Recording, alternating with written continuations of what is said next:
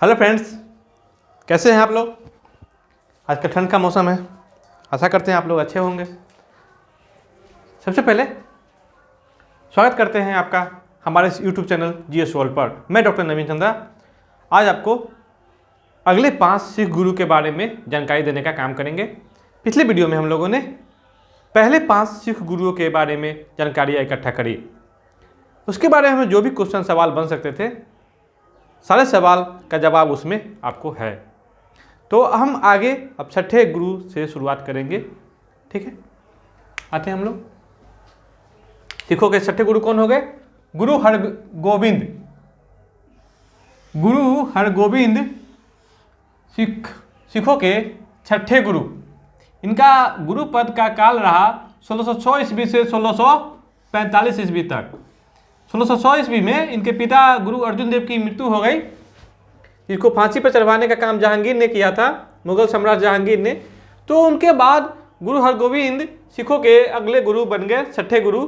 और इनका शासनकाल लगभग 40 वर्षों का रहा। लगभग 40 वर्षों का सबसे लंबा कार्यकाल गुरु इन्हीं का रहा। गुरु का जो कार्यकाल था, गुरु पद का सबसे लंबा कार्यकाल किनका रहा? तो सवाल बन गया कि सबसे लंबा कार्यकाल गुरु पद किसका रहा? तो गुरु हरगोविंद जी का। अब गुरु हरगोविंद जी की खासियत जान लीजिए।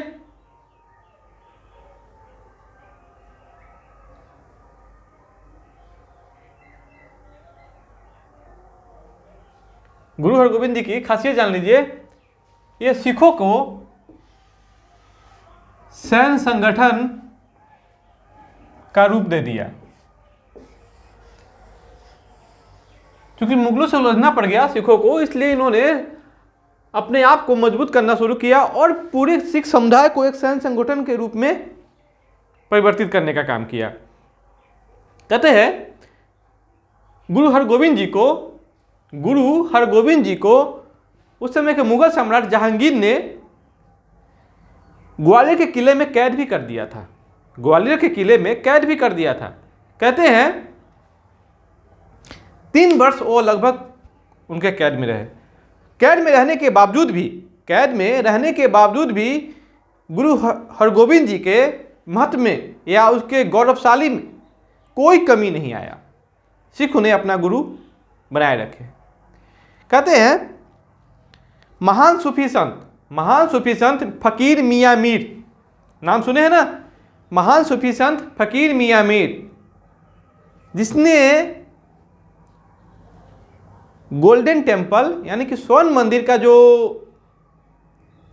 गुरुद्वारा का निर्माण हो रहा था, उसका नींव डालने का कौन काम किया था? तो सूफी संत फकीर मियाँ मीर ने, अर्जुन देव ने उन्हीं के हाथे गुरुद्वारा का शुभारंभ करवाया था। तो जो फकीर थे मियाँ मीर, यह सिख गुरु के काफी क्लोज थे। ठीक है, और जहांगीर की पत्नी नूरजहां मियाँ मीर की श्रद्धालु थी, भक्त थी, यानी कि उनके क्लोज थी।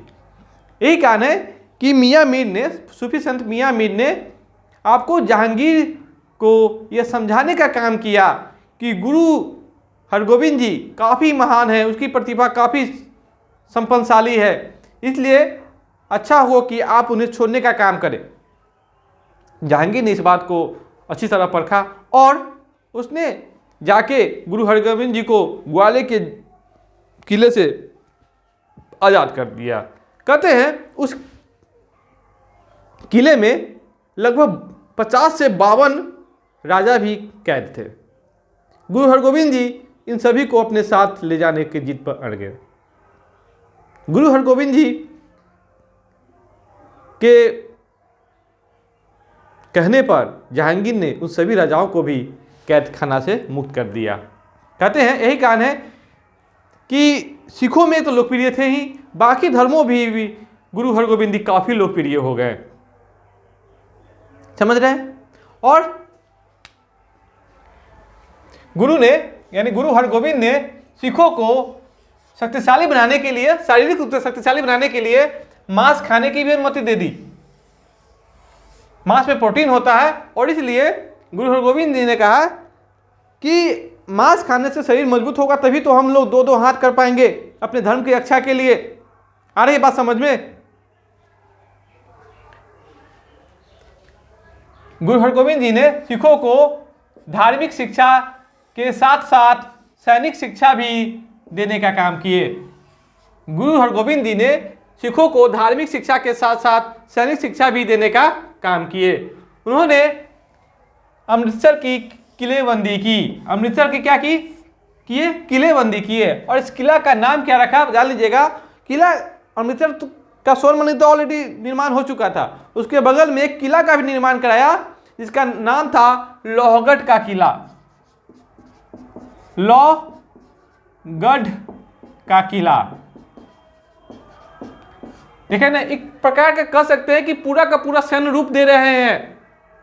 और गुरु हरगोविंद जी ने जब गद्दी पर बैठना शुरू किया, गुरु पद के गद्दी पर बैठना शुरू किया, तो 2 तलवार को बांधकर गद्दी पर बैठते थे।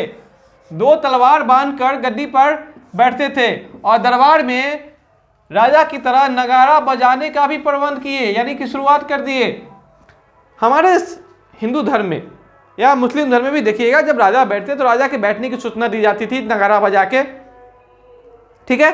और 2 तलवार लेके बैठना ये किसने शुरुआत किया? तो गुरु हरगोविंद जी ने, जो सिखों के 6ठे गुरु थे, ठीक है। और यही नहीं, ये तो हम पहले बता चुके कि जहांगीर ने गुरु हरगोविंद जी को ग्वालियर के किले में कैद किया था। कहाँ कैद किया था? ग्वालियर के किले में कैद किया था, किंतु आज़ाद कर दिया 3 वर्ष के बाद ही।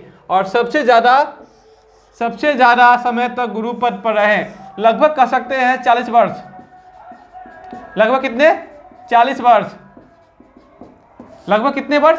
40 वर्ष। बाहरी ध्यान आप लोग नहीं भटकाएंगे, अभी चुनाव प्रचार का समय काल है, इसलिए चुनाव प्रचार हो रहे हैं, ठीक है। उधर ध्यान आप लोग नहीं देंगे, आप लोग यहाँ आ जाएंगे। थोड़ा आवाज़ आपको डिस्टर्ब करेगा, लेकिन डिस्टर्ब नहीं होंगे आप लोग। कहते हैं गुरु हरगोविंद जी ने बड़ी कुशलता के साथ अपने अनुयायियों को युद्ध के लिए इच्छा शक्ति तथा आत्मविश्वास पैदा किया। उनका सोच कहाँ था? मुगलों से 2-2 हाथ करना, ठीक है। और गुरु ने धर्म के जरूरत के समय शस्त्र उठाने की ऐसी सीख दी। गुरु ने हरगोविंद जी ने ही सिखों को अपने धर्म की रक्षा के लिए जरूरत के समय हथियार उठाने की ऐसी शिक्षा दी जो आज भी विद्वान है। यानी कि आज जो सिख अपने साथ तलवार कृपाल लेके चलते हैं, वह किसकी देन है? तो गुरु हरगोविंद जी की देन है, जो सिखों के 6ठे गुरु थे, ठीक है। अब आते हैं अगले गुरु, यानी कि सिखों के 7वें गुरु, गुरु हर राय। गुरु हर राय, इनका गुरु पद का कार्यकाल रहा 1645 से 1661 ईस्वी। 1645 से 1661 ईस्वी, लगभग 16 साल। यह सिखों के कैमे गुरु हुए? 7वें गुरु। नंबर तो याद करना ही पड़ता है। गुरु हर राय ने दारा सिखों को मिलने पर आशीर्वाद भी देने का काम किए थे। यानी दारा सिखों ने जब गुरु हर राय से मिले थे तो इनको आशीर्वाद भी दिए थे। और जब दारा सिखों अपने भाई औरंगजेब से युद्ध में पराजित हो गए, तो किस युद्ध में? सामूगढ़ के युद्ध में। सामूगढ़ के युद्ध में जो दारा सिखों की पराजय मिली थी, तो उस युद्ध के बाद गुरु हर राय ने दारा सिखों को पंजाब भागने में मदद की थी। कहाँ भागने में मदद की थी? जो पंजाब भागने में काफ़ी मदद किया था। यही कारण है कि गुरु हर राय को औरंगजेब ने अपने दरबार में बुलावा भेजा। गुरु हर राय को उस समय के मुगल बादशाह औरंगजेब ने अपने दरबार में बुलावा भेजा। क्या भेजा? तो बुलावा भेजा। तो औरंगजेब उस समय का मुगल बादशाह था। औरंगजेब द्वारा दरबार में बुलाने पर गुरु हर राय नहीं जाएंगे। गुरु हर राय को जब औरंगजेब अपने दरबार में बुलाएंगे तो गुरु हर राय औरंगजेब के दरबार में नहीं जाएंगे, बल्कि उसके जगह पर अपने पुत्र राम राय, किसको? राम राय को मुगल बादशाह औरंगजेब के दरबार में भेजेंगे। मुगल बादशाह के दरबार में किसको भेजेंगे? तो अपने पुत्र राम राय को। और चूंकि राम राय को वहां भेज दिया गया, यही कारण है कि गुरु हर राय ने अपने दूसरे पुत्र हरिकिशन को गुरु की गद्दी सौंप दी, दूसरे पुत्र हरिकिशन को गुरु की गद्दी सौंप दी। इसको लेकर काफी विवाद भी होगा, क्योंकि औरंगजेब किसके पक्ष में होगा, तो राम राय के पक्ष में होगा, और गुरु हरिराय ने अपने दूसरे पुत्र हरिकिशन को गद्दी सौंप दी थी गुरु पद का। तो देखिए आगे क्या होता है। गुरु हरिकिशन, अगला गुरुदेव कौन होंगे, गुरु हरिकिशन, जो सिखों के 8वें गुरु होंगे, सिखों के 8वें गुरु, कैवें गुरु, 8वें गुरु। इनका गुरु पद का कार्यकाल रहेगा 1661 से 1664, लगभग 3 वर्ष, लगभग 3 वर्ष।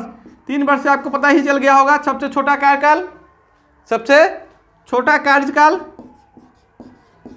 सबसे छोटा कार्य, सबसे छोटा कार्यकाल। अरे बात समझ में। सिखों के कैवें गुरु थे नंबर से, तो ये 8वें गुरु थे, यहाँ लिखी दी हुई है, सॉरी, सबसे छोटा कार्यकाल। गद्दी के लिए अपने बड़े भाई राम राय से विवाद होगा। किससे विवाद होगा, राम राय से विवाद होगा, और इनकी मृत्यु चेचक से हो जाएगी, मृत्यु अचानक से चेचक से हो जाएगी। कहते हैं चूंकि औरंगजेब गुरु पुत्र राम राय के पक्ष में था गुरु पद के लिए, लेकिन गुरु हरिराय ने हरिकिशन जी को गद्दी सौंप दी। यही कारण है कि औरंगजेब ने गुरु हरिकिशन को भी अपने दरबार में बुलावा भेजा, और गुरु हरिकिशन जी को और दिल्ली जाकर, कहाँ जाकर, दिल्ली जाकर औरंगजेब को गुरु पद के बारे में समझाना पड़ा था, गुरु पद के बारे में समझाना पड़ा था। अरे बात समझ में आप लोग को। अब हम लोग के पास अगला टॉपिक क्या रहा, अगला गुरु, तो गुरु तेग बहादुर, गुरु तेग बहादुर, इनका गुरु पद कार्यकाल देख रहे हैं ना, 1664 ईस्वी से 1675 ईस्वी, कितने वर्ष, लगभग 11 वर्ष। ये सिखों के कौन से गुरु होंगे, 9वें गुरु होंगे, सिखों के 9वें गुरु, गुरु तेग बहादुर। कहते हैं ये औरंगजेब के धार्मिक नीतियों के प्रबल विरोधी थे। मैंने यह लिखा भी है, औरंगजेब के धार्मिक नीतियों के प्रबल विरोधी थे, जिसके कारण गुरु द्वारा इस्लाम धर्म स्वीकार न करने के कारण औरंगजेब ने दिल्ली के चांदनी चौक के पास जो शीशगंज गुरुद्वारा है उसी के निकट तेग बहादुर को मरवा दिया। कहते हैं औरंगजेब हिंदुओं को, खासकर कश्मीरी पंडितों को मुस्लिम बनाने पर तुला था, धर्म परिवर्तन कराकर मुस्लिम बनाने पर तुला था। तो लोगों ने विरोध किया, तो औरंगजेब ने यही बात कहा कि कोई एक ऐसा महत्वपूर्ण व्यक्ति मेरे पास आए और अपना बलिदान कर दे, और तो हम शेष को धर्म परिवर्तन के लिए विवश नहीं करेंगे।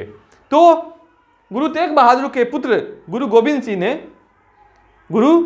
सिंह ने अपने पिता से कहा कि आप अभी सबसे महत्वपूर्ण व्यक्ति है, तो आप ही एक काम करें। तो कश्मीरी पंडितों के तरफ से गुरु तेग बहादुर ने औरंगजेब के पास गए और कहे कि हाँ, मैं उन लोगों की तरफ से बलिदान करने के लिए तैयार हूँ, लेकिन उसके बदले उसको बख्श दिया जाए। कहते हैं चांदनी चौक के पास जहाँ भी शीशगंज गुरुद्वारा है, बाद में मरवाया गया, वहीं पर इनकी हत्या करवा दिया गया। आ रही बात समझ में। तो देख रहे हैं ना, सिर्फ इस्लाम धर्म के प्रसार को रोकने के लिए, हिंदू धर्म को और सिख धर्म को रक्षा के लिए इन्होंने अपना बलिदान दिया। कौन? गुरु तेग बहादुर। गुरु गोविंद सिंह सिखों के 10वें एवं अंतिम गुरु। गुरु गोविंद सिंह सिखों के 10वें एवं अंतिम गुरु, सिखों के 10वें एवं अंतिम गुरु। इनका गुरु पद कार्यकाल 1675 से 1708 ईस्वी तक। ऐसे इनका जन्म हुआ था 1666 में ही, दिसंबर में, 22 दिसंबर के आसपास। तो डेट एक्चुअली मुझे याद नहीं है, लेकिन 22 या 23 दिसंबर ही है। 1666 में तो 11 वर्ष कि 9 वर्ष, यानी कि 9 वर्ष में ही ये गुरु पद पा लिए, यानी कि सबसे कम उम्र में, ये आप लिखिएगा, सबसे कम उम्र में देखेंगे इनका जन्म 1666 ईस्वी में हुआ था। कहाँ? तो पटना में हुआ था। काफ़ी इंपॉर्टेंट है बिहार के रिलेटिव, क्योंकि ये क्वेश्चन बिहार से बनते हैं। सबसे कम उम्र में गुरु पद पर आसीन हुए। आते हैं हम लोग पटना में। गुरु तेग बहादुर जी जब अपने यात्रा क्रम में पाटलिपुत्र आए थे, तो जहाँ भी पटना के पटना सिटी है, वहाँ पर तख्त हरमंदिर साहिब का गुरुद्वारा है जो काफ़ी फेमस है, वहीं पर गुरु गोविंद सिंह का जन्म हुआ था, जो बहुत ही खूबसूरत गुरुद्वारा है। आप देखेंगे तो जानेंगे। और इनकी पिता की मृत्यु हो गई 1675 ईस्वी में। यही कारण है कि इनको मात्र 9 वर्ष की उम्र में ही गुरु का पद मिल गया। ऐसा नहीं कि गुरु का पद मिल गया उसके बाद ज्ञान का अर्जन नहीं किए। इन्होंने संस्कृत का भी ज्ञान अर्जन किया, फारसी का भी ज्ञान अर्जन किया, घुड़सवारी, सैन्य शिक्षा, तलवार चलाना आदि सारी शिक्षा ग्रहण किए। और इनका जो बचपन बीता ये कुमाऊं पहाड़ियों के में उत्तराखंड के पास है, उत्तराखंड में है, जहां आनंदपुर साहिब का गुरुद्वारा है, जो सिखों के लिए काफ़ी पवित्र तीर्थ स्थल है। और पटना का जो तख्त श्री हरमंदिर साहिब का गुरुद्वारा है वो भी काफ़ी फेमस है।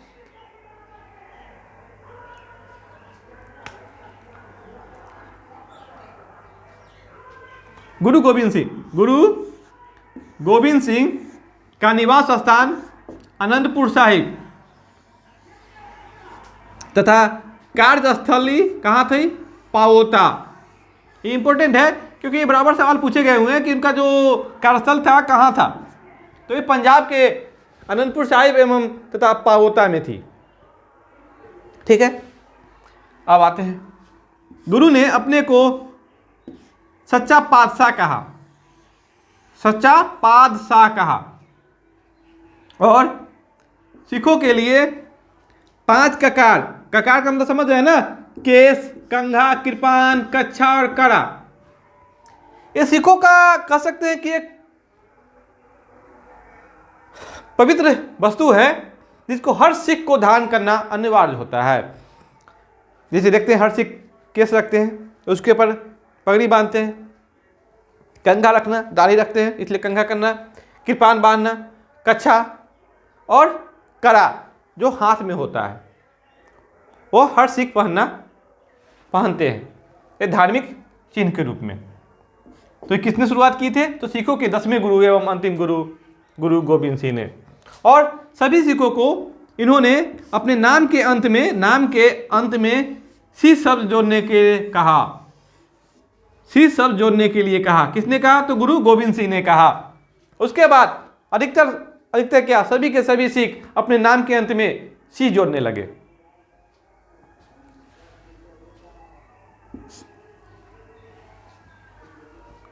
इनके 2 पुत्र, ऐसे पुत्र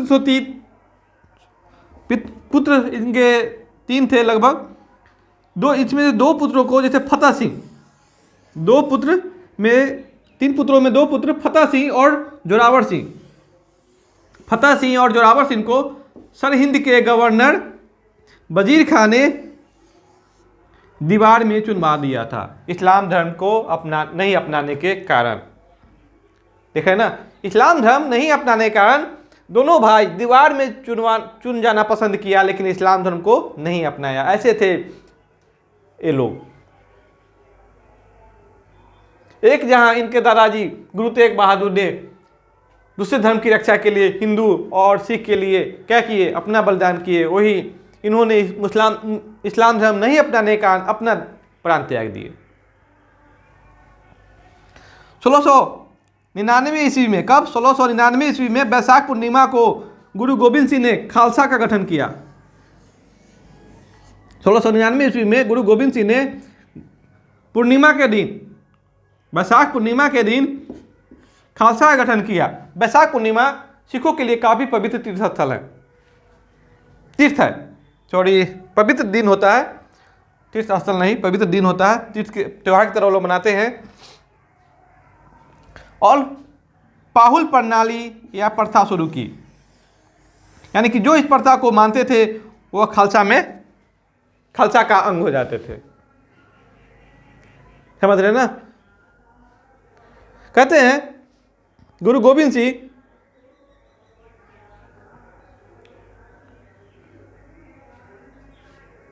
औरंगजेब के कट्टर विरोधी थे और औरंगजेब से बराबर युद्ध में लगे रहे। कहते हैं हमेशा जीत जाते थे औरंगजेब से इनका हमेशा पत्राचार भी होता रहता था, उसके जरिए बातचीत भी होती रहती थी, लेकिन उसके बाद भी एक उसके माने विरोध ही अपना दर्शाते थे उस युद्ध में, पत्र में। जब औरंगजेब की मृत्यु हो गई तो औरंगजेब के पुत्रों के बीच में उत्तराधिकार युद्ध छिड़ गया। कौन सा युद्ध छिड़ गया? उत्तराधिकार युद्ध। तो गुरु गोविंद सिंह ने बहादुर शाह प्रथम को सपोर्ट करके उसे गद्दी प्राप्त करने में सहायता करी। बहादुर शाह प्रथम और गुरु गोविंद सिंह के बीच में काफ़ी अच्छा रिश्ता था। कहते हैं इन रिश्ते के कारण ही सिंध के जो गवर्नर थे वजीर खां, इन्होंने 2 पठान गुरु गोविंद सिंह के पीछे लगा दिए और दोनों ने विश्वासघात करके चुपके से गुरु गोविंद सिंह को चाकू मार दिया, छुरा मार दिया, जिससे गुरु गोविंद सिंह घायल हो गए। बाद में इसकी मृत्यु हो गई। लेकिन गुरु गोविंद सिंह ने अपने मरने से पहले ही आदि ग्रंथ, जो सिखों के पवित्र ग्रंथ थे, उसको अंतिम रूप दिया और उसको 10वें बादशाह का ग्रंथ माने पूरे के पूरे उसको संकलित किया अंतिम रूप से, और उसे ही अपना गुरु मानने को कहा और खुद भी उस ग्रंथ के सामने अपना माथा टेका। उसके बाद सभी सिखों ने उसके आगे माथा टेकने लगे और गुरु पद का यह सिलसिला यहीं पर समाप्त हो गया और यही आदि ग्रंथ अब सिखों के गुरु के रूप में, गुरु वाणी के रूप में काम करने लगे। तो आइए आते हैं, अपनी मृत्यु से पहले गद्दी को समाप्त कर दिया, देख रहे हैं ना, तथा एक पूरक ग्रंथ 10वें बादशाह का ग्रंथ, 10वें बादशाह ग्रंथ, 10वें बादशाह कौन थे? गुरु गोविंद सिंह। यानी कि गुरु ग्रंथ जो थे आदि ग्रंथ, उसको अंतिम रूप दिया और इसी को सिख का गुरुवाणी करार दिया। 1708 ईस्वी में नादेर नामक स्थान में, ये दक्षिण में है, नादेर नामक स्थान में गुलखा नामक एक पठान ने गुरु गोविंद सिंह की हत्या कर दी। गुरु गोविंद सिंह की हत्या कर दी। लेकिन ये 10 गुरु जो थे सिख धर्म को एक ऐसा व्यवस्थित रूप दिए, एक ऐसा लड़ाकू, एक ऐसा देशभक्त जाति के रूप में संगठित करने का काम किया सिखों को इन 10 गुरुओं ने, जो काफ़ी महत्वपूर्ण साबित हुआ आगे चल करके। और भारतीय इतिहास में और वर्तमान में भी यह भारत की रक्षा के लिए, देश की संस्कृति को बचाने के लिए यह तत्पर रहते हैं। हमारे सेना के जो संगठन है उसमें सिख रेजिमेंट देखेंगे अच्छे जगहों पर तैनात होते हैं, क्योंकि ये लड़ाकू प्रवृत्ति है, देश का प्रति प्यार है, इनमें रग रग में बसा हुआ है। तो आज के लिए इतना ही। हम उम्मीद करते हैं कि मेरा यह वीडियो आपको पसंद आया होगा और प्लीज़ मेरे इस वीडियो को लाइक, सब्सक्राइब और शेयर जरूर करेंगे।